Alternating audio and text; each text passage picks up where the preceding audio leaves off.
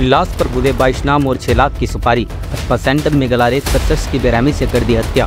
हैरान कर देने वाली मुंबई के गजनी की मौत की कहानी। आपको आमिर खान की सुपरहिट फिल्म गजनी तो याद होगी। इस फिल्म का हीरो एक हमले के बाद मेमोरी लॉस का शिकार हो जाता है, इसलिए वो अपने दुश्मन से बदला लेने के लिए उनके नाम अपने शरीर पर गुदवा लेता है और एक एक करके उनसे बदला लेता है। अब हम जिस शख्स की कहानी आपको बताने जा रहे हैं वो भी किसी गजनी से कम नहीं है। इस शख्स की कहानी ने पुलिस को भी हैरत में डाल दिया था, हालांकि वो शख्स अब जिंदा नहीं है। गजनी जैसी यह वास्तविक कहानी देश की आर्थिक राजधानी मुंबई से सामने आई है। ठीक फिल्म गजनी की तरह एक शख्स ने अपने जिस्म के एक खास हिस्से में अपने 22 दुश्मनों के नाम लिखवा रखे थे। उसे गजनी की तरह भूलने की बीमारी तो नहीं थी, लेकिन यह शख्स अपने 22 दुश्मनों के इन्हीं नामों के साथ ही रोजाना जीता मरता था। कमाल देखिए कि जब उसका कत्ल हुआ तो उसके जिस्म पर लिखे इन नामों में से उसके कातिल का नाम 6 नंबर पर था। हाल के दिनों में इस सबसे अजीब और सबसे चौंकाने वाली इस मर्डर मिस्ट्री की शुरुआत वल्ली के स्पॉट टच स्पा से होती है। बुधवार की सुबह स्पा से पुलिस को एक कॉल आती है। कॉलर कहता है कि स्पा के अंदर एक शख्स का कत्ल हो गया है। खबर सुनते ही पुलिस के होश उड़ जाते हैं। पुलिस की एक टीम आनन-फानन में बताई गई जगह पर पहुंचती है। वहां पुलिस को खून से लथपथ एक शख्स की लाश मिलती है। उसका कत्ल धारदार हथियार से वार करके किया गया था। मगर कातिल की तलाश करने के साथ साथ जब पुलिस इस लाश को पोस्टमार्टम के लिए भिजवाती है तो लाश को देखकर पोस्टमार्टम करने वाले डॉक्टर अचानक चौंक जाते हैं, क्योंकि मरने वाले शख्स के दोनों जांघों पर कोई 1-2 नहीं बल्कि पूरे 22 लोगों के नाम लिखे थे। या यूँ कही कि उसकी जांघों पर टैटू के जरिए 22 लोगों के नाम की पूरी लिस्ट छपी थी।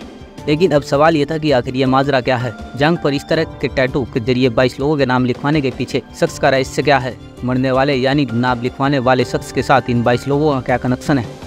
जब पुलिस की नज़र इस लिस्ट में लिखे नामों के साथ साथ सबसे ऊपर लिखी एक लाइन पर गई तो जल्द ही इस राज से भी पर्दा उठ गया, क्योंकि इस लाइन में लिखा था, मेरे दुश्मनों का नाम मेरी डायरी में लिखा है, इसकी जांच कर कार्रवाई करे। इस लाइन में बात तो डायरी की हो रही थी, लेकिन शायद मरने वाले ने सेफ साइट में या यूँ कही कि डबल श्योर होने के लिए अपनी जांघ पर भी अपने इन्हीं दुश्मनों के नाम लिखवा लिए थे। लेकिन फिर सवाल ये था कि आखिर ये शख्स कौन था और वो ऐसे किस पेशे से जुड़ा था जिसमें उसके दुश्मनों की फहरिस्त इतनी लंबी हो चली थी। इसके बाद जब पुलिस की नज़र दुश्मनों की इस लंबी लिस्ट के साथ साथ 6 नंबर पर लिखे एक नाम पर गई तो इस रात से भी पर्दा उठ गया। ये नाम किसी और का नहीं बल्कि उसी शख्स का था जिसके स्पा के अंदर इस शख्स का कत्ल हुआ। जी हाँ, संतोष सरेगर। असल में ये स्पा संतोष सरेगर का ही था और अपने स्पा में एक शख्स का कत्ल होने की खबर भी सबसे पहले उसने ही पुलिस को दी थी। अब तक की तहकीक में मरने वाले शख्स की पहचान भी साफ हो चुकी थी।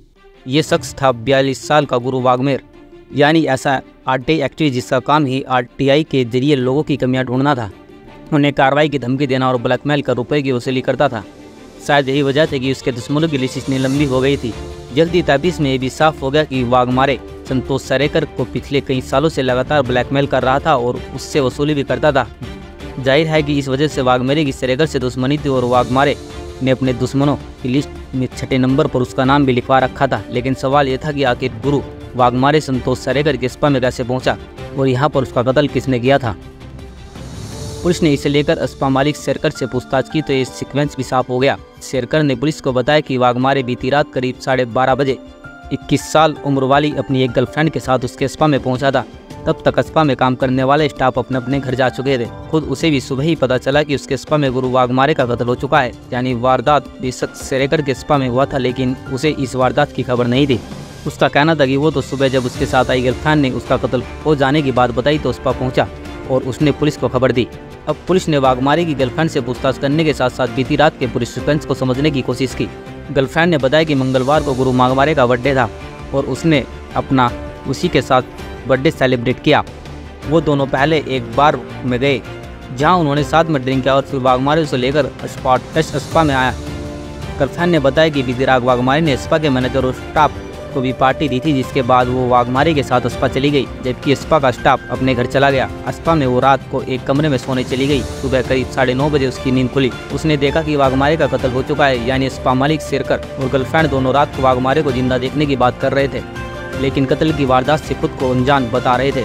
जब पुलिस ने सच्चाई जानने के लिए टेक्निकली इन्वेस्टिगेशन की शुरुआत की, उस बार से लेकर स्पा के आसपास लगे तमाम सीसीटीवी कैमरों को खंगालना शुरू कर दिया। जिस बार में स्पा पहुंचने से पहले गुरु वाघमारे और उसकी गर्लफ्रेंड अपना बर्थडे सेलिब्रेट करने पहुंचे थे। इस कोशिश में पुलिस को बार से लेकर स्पा के बाहर तक उस संदिग्ध लोगों की तस्वीरें नजर आई।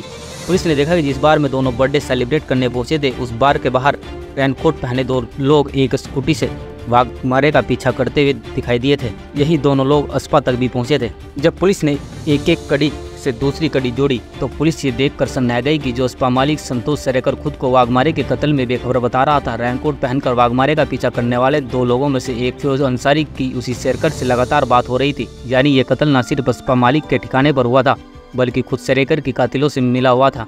अब पुलिस ने सरेकर पर शिकंजा कस दिया। अब उसके पास सच्चाई कबूलने के सिवाय कोई रास्ता नहीं बचा। इसने बताया कि मंगलवार की रात उसी के कहने पर फिरोज अंसारी और साकिब अंसारी ने गुरु वाघमारे की जान ली थी। इसके बाद फिरोज की निशानदेही पर उसके दूसरे साथी साकिब अंसारी को राजस्थान के कोटा से गरीब रथ एक्सप्रेस से दबोच लिया, जो कत्ल के बाद दिल्ली भागने की फिराक में था। अब सवाल ये था कि आखिर सरेकर ने वाघमारे का कत्ल क्यों करवाया और उसने इस वारदात की साजिश कैसे रची। तो आगे की तफ्तीश में पुलिस को इन सवालों का भी जवाब मिल गया। ये भी कम हैरान करने वाली कहानी नहीं है।